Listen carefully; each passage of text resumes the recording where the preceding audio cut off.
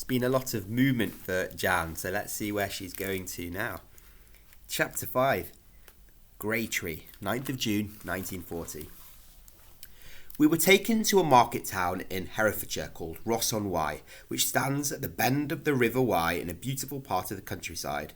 This was to be our final destination. We all gathered in front of Ross Grammar School and were taken to our new billets by ladies called billeting officers who were in charge of finding homes for the evacuees. Mary and I went in a car with a billeting officer. When we reached the top of the steep road out of Ross towards a village called Brampton Abbot, Mary was left at the last house in a housing estate while I was taken on a bit further along to Greytree, to a bungalow belonging to Mr. and Mrs. Warren. There was a high hedge and a small gate leading into the front garden as the billeting officer opened the gate and a large white Staffordshire bull terrier rushed towards her, barking loudly. I was not used to dogs and felt very alarmed, but fortunately Mrs. Warren and her two daughters were sitting under the apple tree with a picnic spread in front of them, waiting for their evacuee. They called the dog Sue, who stopped barking, much to my relief. I soon settled down with this family who made me feel very much at home. Dorothy was the elder daughter. She had left school and was out at work. Margaret, the younger daughter, was a pupil at Ross Grammar School. Margaret was 3 years older than me, so we had a lot in common and became good friends. As there were only 3 bedrooms in the bungalow, I had to share Margaret's big bed, but as we got along so well, it didn't seem to matter to either of us. Some mornings, one of the dogs, Sue, would come into Margaret's bed and wriggle down under the sheets to the bottom of the bed. She was a friendly animal and soon accepted me as a member of the family, although I felt uncomfortable sharing the bed with her. The Warrens' other white Staffordshire bull terrier was named Jill. She was much younger and not as friendly as Sue. Having never lived in a house with dogs before, I found it difficult to get used to them at first. But eventually, Sue accepted me as part of the family and I lost my fear of her. I discovered she only barked at strangers and I became very fond of her. In a bedroom, Margaret had a little wooden weather house on the mantelpiece. It was a source of constant amazement to me. When it was going to rain, a small lady emerged from a door holding an umbrella, and when it was going to be a fine day, a man appeared. I could never understand how these wooden figures could work out what the weather was going to be every day when the temperature in her bedroom only changed with the seasons. But they were always right. Most of the household activities took place around the large kitchen table, and the front room was only used for special occasions when a fire was lit in the grate. There was a piano in the front room, and my mother arranged for me to continue my lessons with a lady in Ross on Saturday mornings. Margaret played the piano as well, and sometimes we played easy duets together. There was a range in the kitchen with a fire, and once a week I bathed in front of this fire in a tin bath which was bought in for the occasion. At home in London we had a bathroom with a geyser for hot water. I think that might be geyser. For hot water. The geyser was a small gas tank attached to the wall over the bath. I'm not sure about that word, I might have to look it up. When the gas burners were lit, they would heat just enough water for a bath. In Greytree, the water had to be warmed on the kitchen range. It was a bit of a performance for Mrs. Warren, but it was a cosy place. Bathing in front of the fire, and I always enjoyed it, as the fire in the range was kept going most of the time for cooking purposes.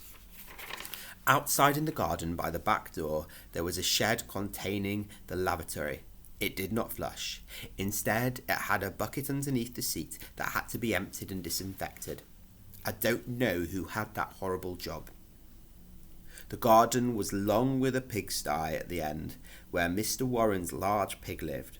I was quite fond of the pig and used to collect sticky weeds from the hedgerows on my way home from school to feed him while I scratched his back. One Saturday, I heard a terrible squealing come from the back lane and went down the path to investigate. To my horror, the poor pig was being slaughtered in the lane, and I was shouted at to get indoors. Mrs. Warren explained that this happened every year. A pig was fattened up to become a source of meat for the family. The butcher had a half of each pig, and Mrs. Warren salted down the other half in the pantry. Meat was on ration, and we ate every part of the pig, including eating the dripping. fat that melted and dropped from the meat into the roasting pan. It was spread on bread and it was very tasty. Bread and dripping helped to fill us up if we were hungry, which was hardly ever, as Mrs. Warren always managed to keep us well fed. Not all evacuees were as lucky as I was. Across the road from the Warrens' bungalow there was a big brick house. 2 elderly ladies lived in this house with their very small pet dog, which they used to take for walks in a pram. 2 of the senior boys from the George Green School were billeted with these ladies, who gave them money every day so they could go into the town and find a cafe where they could buy themselves a meal. The boys thought this was wonderful until one day the money, which came from the government allowance for evacuees, ran out. After that, they went hungry until they reported the matter to one of the masters at school. Then they were moved to another billet, the old Chasedale Hotel, where all the other senior boys were now placed. There were no such problems for us, because Mrs. Warren was very good at making the food ration stretch. Sometimes she would remove the thick creamy top of the milk from the bottles and put it into a small screw-top jar. She would shake the jar over and over during the day when she had a spare minute, until the cream turned into a lump of butter. Dorothy and Mr. Warren took sandwiches to work, so this helped out with the very small butter ration we were allowed. In the garden there was a greenhouse in which tomatoes were grown to add to our diet. Mr. Warren grew vegetables and sweet peas too. The flowers were picked for the front room because they had a beautiful scent. Margaret grew the flowers in the borders of the front garden, asters and Canterbury bells amongst others, and Dorothy mowed the lawn, pushing the mower up and down. There were no such thing as electric mowers in those days. I loved to go into town to watch Dorothy working as a cashier in the big grocery store at the top of the high street. She sat in a little wooden compartment waiting for the recipients of sale to come whizzing along wires in small tin containers. Then she put the customer's change inside and whizzed the container back along the wires to the customer. It was fascinating to watch. Dorothy had a friend, George, who worked in the shop until he was called up to fight in the war. They kept in touch and would later marry. George went shooting at weekends and often brought 2 rabbits to the bungalow to be cooked in a stew if he had been successful. Mrs. Warren's wild rabbit stew was delicious and made such a change from rationed food.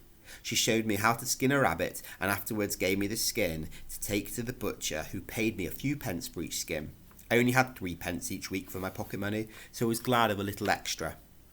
Rabbit fur was used to line coats and gloves and was very warm and soft. You have got to remember that 3 pence was worth a lot more than it is worth now. Unlike our home in London, there was no electricity in the bungalow.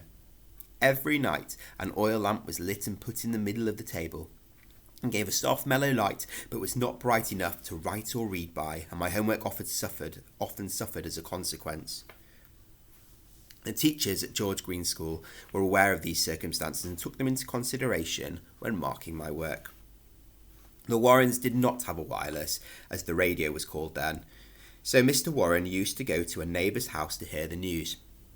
He never discussed what he had heard in my presence, so I was totally ignorant of the bombing in London or the dangers my family had to endure night after night.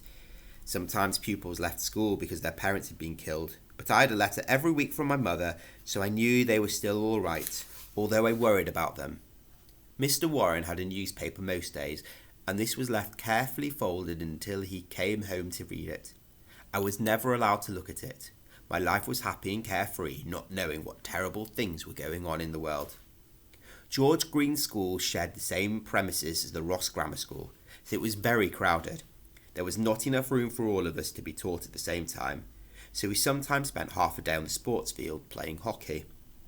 It was a long, tiring walk from the sports field to Graytree. There was a Japanese boy in my class who was also billeted in Graytree. He was very polite, and seeing me drag my feet up the steep road from the town, he would carry my satchel for me.